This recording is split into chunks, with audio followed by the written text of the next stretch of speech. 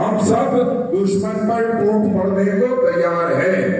जरा टूट पड़ने को तैयार है कि नहीं? जरा ताली बजा के बताओ।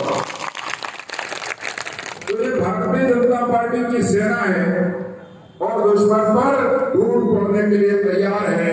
और इस सेना को आज मार्गदर्शन करने के लिए आदरणीय नरोत्तम मिश्रा जी हमारे बीच में आए हैं। और नरोत्तम मिश्रा जी के पास एक और काम पार्टी ने दिया है। जैसे नरेंद्र मोदी जी ने कहा 2014 में कि महात्मा गांधी का सपना पूरा करना है।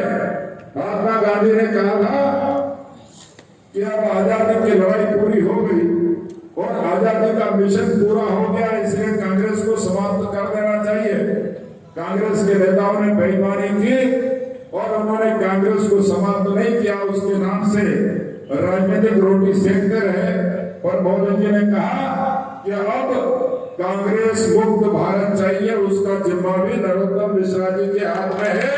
और उसको 1 लाख से ज्यादा लोग मध्य प्रदेश में कांग्रेस छोड़ करके भारतीय जनता पार्टी में शामिल हुए। और मित्रों, ये यूं शामिल नहीं हो रहे हैं। मैं 2 तस्वीर आपको दिखाना चाहता हूं। जिनकी उम्र 60 साल से ज्यादा, ऐसे लोग मुझे कम दिख रहे हैं, पर मैं फिर भी उनको 1977 के पहले ले जाना चाहता हूं। आपको सुनकर के आश्चर्य होगा कि जो कपड़ा हम पहनते हैं, हमारा तन ढकने के लिए जो कपड़ा आता है, ये कपड़ा भी कांग्रेस कंट्रोल में देती थी और उसकी दुकान कांग्रेसियों के पास में होती थी, कंट्रोल की दुकान। जिस दीपक के उजाले में हम रहते हैं, घर में पहले चिमनी जलती थी और उस चिमनी के उजाले में हम अपना काम चलाते थे। और उस चिमनी में जो घासलेट डलता था, उस घासलेट को भी कंट्रोल में देने का काम कांग्रेस करती थी। और तो और जो आटा है, जो अनाज है, जो शक्कर है, ये भी कंट्रोल में मिलती थी। और कंट्रोल के अलावा पेट भरने का कोई साधन नहीं था। और वो सारी की सारी दुकानें कांग्रेसियों के पास थे। देश के लोगों को भूखे मरने के लिए मजबूर करते थे कांग्रेस के लोग। एक तस्वीर वो थी। दूसरी तस्वीर में आपको बताना चाहता हूं कि मध्य प्रदेश में 2004 तक कांग्रेस की सरकार थी और यही राजगढ़ जिला, इस राजगढ़ जिले को हमने चप्पा चप्पा घूम करके देखा है। लगभग सारी तहसीलों में गए और इसमें केवल फसल क्या होती थी? ज्वार के खेत दिखते थे। मेरी बात गलत है क्या?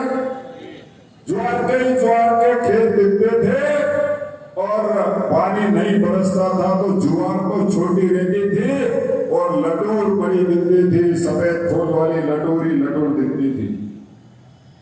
दिग्विजय सिंह मध्य प्रदेश के मुख्यमंत्री रहे, क्या उनके मन में ये बात नहीं आई कि राजगढ़ जिले के हर खेत को पानी पहुंचाना है?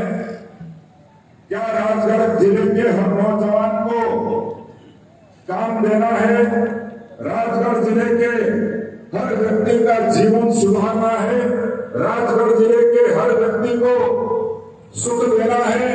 ये बात कभी भी उनके जहन में नहीं आई। 10 वर्षों तक उन्होंने मध्य प्रदेश में सरकार चलाई, लेकिन मध्य प्रदेश का किसान पानी के लिए तरसता रहा, माताएं बहनें घर में पानी के लिए तरसती रही, नौजवान रोजगार के लिए तरसता रहा। और ऐसी सरकार चलाई कि मध्य प्रदेश में कभी सूखा पड़ जाए। आप सबने भोगा है उस सूखे को। 2000 से लगा करके 2003 तक लगातार 4 वर्षों तक सूखा पड़ा और उस सूखे के समय दिग्विजय सिंह ने 1 रुपए का भी मुआवजा हमारे किसानों को नहीं दिया। दिया क्या मुआवजा? बताओ, दिया क्या? 1 रुपए का भी मुआवजा किसानों को नहीं दिया। ये जो मंच पर हमारे नेता बैठे हुए नरोत्तम मिश्रा जी और हमारे मुख्यमंत्री माननीय शिवराज सिंह चौहान जी, उन्होंने आकर के और मध्य प्रदेश की तकदीर और तस्वीर दोनों बदलने का काम किया। उन्होंने हर खेत को पानी पहुंचाने का भी काम किया, हर हाथ को काम देने का भी काम किया। और आसमानी सुनसानी हो जाए, बारिश नहीं हो, सूखा पड़ जाए तो उसका मुआवजा देने का काम भी मध्य प्रदेश की सरकार ने किया और किसानों की जिंदगी को बेहतर बनाने का काम किया। आज राजगढ़ जिले के 80% खेतों में हम देख रहे हैं कि गेहूं की फसल खड़ी है और अन्य फसलें खड़ी है। आज मध्य प्रदेश देश का सबसे पहला राज्य बना गेहूं के उत्पादन में, तो उसमें राजगढ़ जिले का भी बड़ा योगदान है।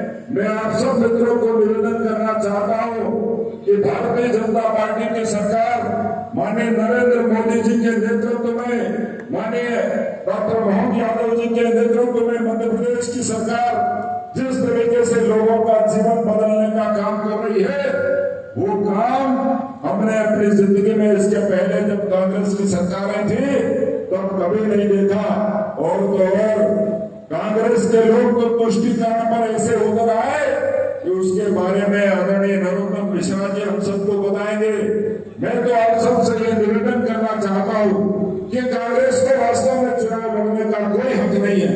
और जो इस राजगढ़ लोकसभा से चुनाव लड़ रहे दिग्विजय सिंह जी 10 वर्षों तक मध्य प्रदेश का मुख्यमंत्री रहकर, 10 वर्षों से सांसद रहकर उन्होंने लोगों के दुख को दूर नहीं किया।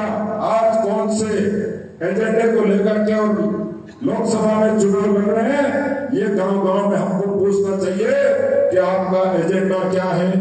नरेंद्र मोदी जी का एजेंडा है कि 2047 तक भारत को विश्व का सिरमौर देश बनाएंगे। नरेंद्र मोदी जी का एजेंडा है कि आज हमारे बहनों को घर में हर घर नल से जल, आज घर घर में नल से जल पहुंच गया है, हर घर तक पानी पहुंचा है और कोई भी बहन आज पानी के मारे परेशान नहीं है। मैं आप सब मित्रों को निवेदन करना चाहता हूं कि भारतीय जनता पार्टी की सरकार ने जो किसानों के लिए किया है वो बहुत अद्वितीय है। कभी हमने सोचा था कि गेहूं के भाव 2400 रुपए क्विंटल हो जाएंगे। आज से 10 साल पहले देख लो तो 1050 रुपए क्विंटल गेहूं था।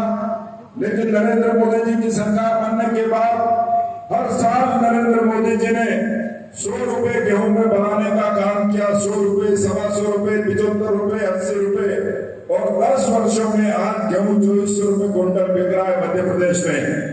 अगर इसी तरीके से गेहूं के भाव कांग्रेस की सरकार बढ़ाती रहती तो सोना और गेहूं दोनों बराबर होते। इसी जमाने में हमारे पूर्वज कहते हैं कि 1 क्विंटल गेहूं देते थे तो 1 तोला सोना मिलता था। अगर पुराना कोई व्यक्ति 80 वर्ष का है तो उससे पूछ लो कि 1 क्विंटल गेहूं में 1 तोला सोना आता था कि नहीं आता था। लेकिन कांग्रेस ने जो शोषण किया है किसानों का, कांग्रेस ने जो शोषण किया है गांव के लोगों का, कांग्रेस ने शोषण किया पिछड़े वर्ग के लोगों का, कांग्रेस ने शोषण किया एससी का, कांग्रेस ने शोषण किया एसटी का और सरकार चलाते रहे, राज करते रहे, राजे राजे बने रहे और जनता इधर उधर दुखी होती रही। उन्होंने कभी भी जनता की परवाह नहीं की। इसलिए मैं आप सब मित्रों से निवेदन करना चाहता हूँ ये जो चुनाव है हमारा 2024 का चुनाव, ये चुनाव 2047 के लिए इस देश की तकदीर लिखने का काम करेगा। और इसलिए माननीय नरेंद्र मोदी जी कह रहे हैं कि हम 400 सीटें 400 पार जाएंगे और भारतीय जनता पार्टी 370 सीट जीतेगी। डॉक्टर श्यामा प्रसाद मुखर्जी को हम सच्ची श्रद्धांजलि देना चाहते हैं। इसलिए हर मतदान केंद्र से 370 वोट बढ़ा करके डॉक्टर श्यामा प्रसाद मुखर्जी को हमको श्रद्धांजलि देनी है। आप सब तैयार रहना 2047 की तस्वीर लिखने के लिए तैयार रहना। कौन कौन तैयार है जरा मुट्ठी बांध करके बताओ। ऐसा पंजा एक भी नहीं दिखना चाहिए, ना पंजे को देख रहा है ना और कुछ करना है। हम सब तैयार रहना।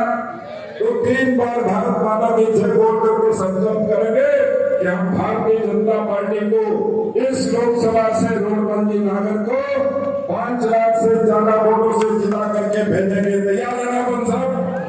तो बोलिए भारत माता की। मेरी बहनें भी हाथ खड़े करें, दोनों बहनों के लिए छूट नहीं है, दोनों हाथ खड़े करेंगे और जोर से भारत माता की जय बोलेंगे।